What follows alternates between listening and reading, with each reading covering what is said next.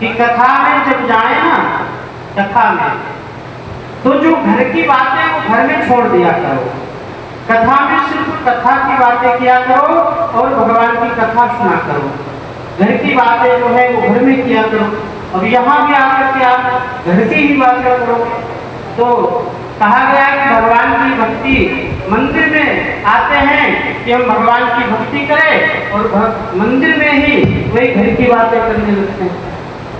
तो बड़े प्रेम के साथ में आज राजा हिमांचल जी ने भगवान को दहेज दिया है?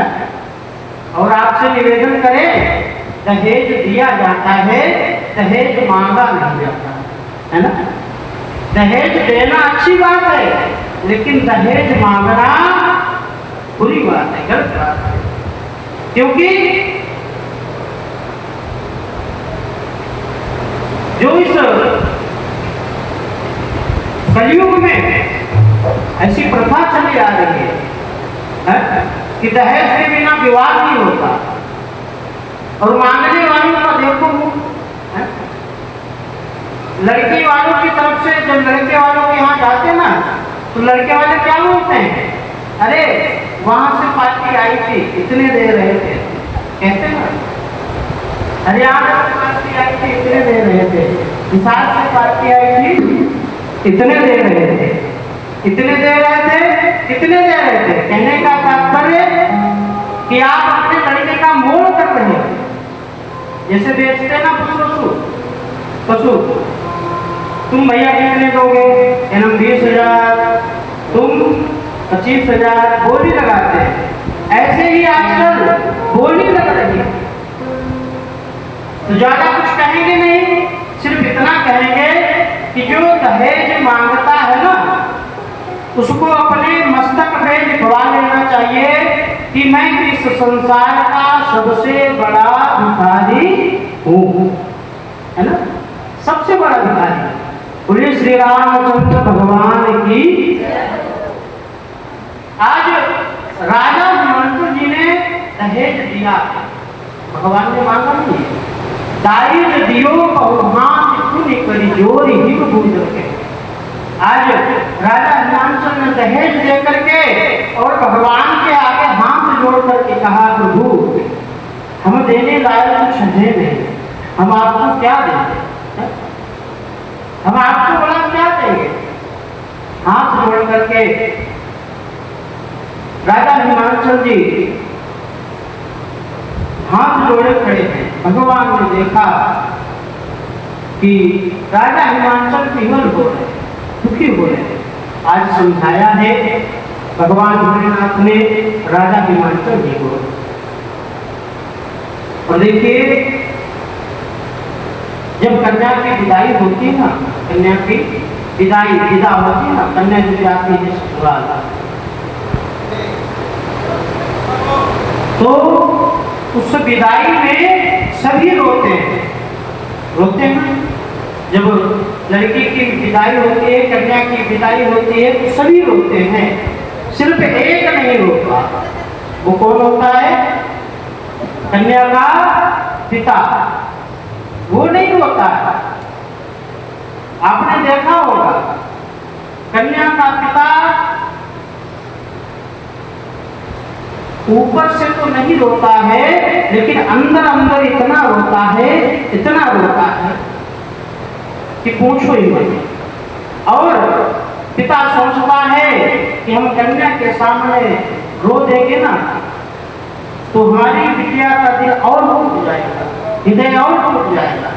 इसलिए पिता कभी सबके सामने नहीं रोता है, चुपचाप एक कोने में जाकर के फिर रोता है, कोने में जाता। और कहा गया है कि आजकल इतना सिस्टम चल गया है बारात विवाह में, जिसको बोलते हैं शादी, वो अब शादी रह नहीं गई, वो रंगीन हो गई। इतना खर्चा होता है विवाह में, फालतू का खर्चा, फालतू का खर्चा होता है। और सारी रात इधर उधर गुजार देंगे, और जब भावनों की बारी आएगी तो पंडित जी से कहेंगे पंडित जी थोड़ा जल्दी करो, जल्दी है, थोड़ा जल्दी कर दीजिए। फिर पंडित जी भी क्या करते हैं, एक मंत्र बोला दूसरा छोड़ दिया, फिर बाद में क्या होगा, वही लड़ाई झगड़ा होगा है। तो कहने का तात्पर्य सारी रात नाचने में गुजार देंगे, फिर बाद में कहेंगे पंडित जी थोड़ा जल्दी करिए। और देखिए खाना भोजन कितना बर्बाद होता है शादी में। ऐसा भोजन चल गया है जिसको बोलते हैं गिफ्ट भोजन। क्या बोलते हैं? गिफ्ट भोजन। गिफ्ट देखे ना आपने, गिफ्ट उड़ के ऊपर से आते हैं और मांस को नोच नोच कर खाते हैं। ऐसे ही शादियों में हो गया, लोग इधर से उधर जुटे पड़े हैं, इधर से उधर जुटे पड़े हैं। प्लेट आती है, देखा ना आपको शादियों में एक इतनी बड़ी प्लेट आती है, वो भी इस प्रकार से होती है क्योंकि उसमें कोई अगर रसा वगैरह डाला जाए तो रुकेगा नहीं, वो निकल जाएगा। और प्लेट खाना खाने वाले भी जितना आइटम होंगे वो छोटी सी प्लेट में सब आइटम रख लेंगे, है? पनीर अलग, रायता उसी में, सूखी सब्जी उसी में, रसीली सब्जी उसी में, है? सूखी सब्जी के पास रायता जा रहा है, रसगुल्ला है। कहने का तात्पर्य पूरी थाली भरी हुई है, फिर भी देख रहे कुछ छूट तो नहीं गया। खाएंगे थोड़ा लेकिन सब बर्बाद कर देंगे, फिर बाद में फेंक देंगे। तो ऐसे भोजन का क्या किया जाए? नहीं तो पहले देखा जो हमारे दादा की शादियों में देखा होगा, कितने अच्छे प्रेम से बिठा करके भोजन कराया जाता था, है?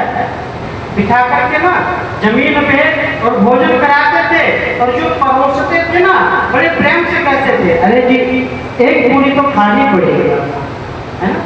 प्रेम से कहते थे एक दो पूरी खानी पड़ेगी ना, और खाने वाला भी प्रफुल्लित हो जाता था, अरे इतने प्रेम से खिला रहे हैं, एक क्या हम दो खाने, तब प्रेम बना रहता था। और आजकल लड़के वाले में जैसे पशुओं के लिए नाद बोलते हैं ना, जहाँ चारा डाला जाता है पशुओं के लिए, चारा डाल दिया, अब पशु जाकर के खाएं, छीना झपटी होती है शादियों में। जिस प्रकार पशुओं के लिए चारा डाल दिया गया, उसी प्रकार कन्या वाले चारा डाल देते हैं। अब जिसको खाना है खा लो, जिसको खाना है मत खाओ। नहीं तो पहले ढूंढ करके और ला करके बिठाते थे जबरदस्ती, कोई रह तो नहीं गया खाना खाने के लिए, है ना? कोई रह तो नहीं गया, ढूंढते थे। अब कन्या वाले फ्री हो गए, अब खाओ या बाहर में जाओ। कहने का तात्पर्य ये दशा हो गई है। बोले श्री रामचंद्र भगवान की। इस प्रकार आज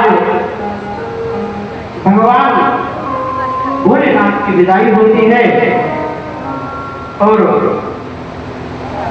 मैया मैना अपनी पार्वती मैया को अनेक प्रकार से समझाती है,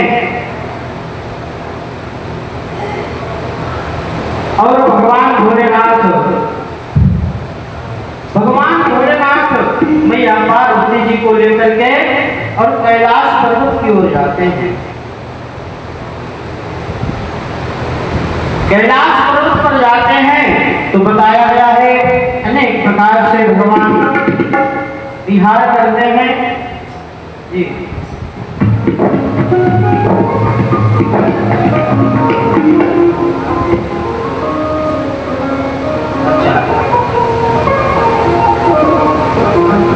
बोले श्री रामचंद्र भगवान की।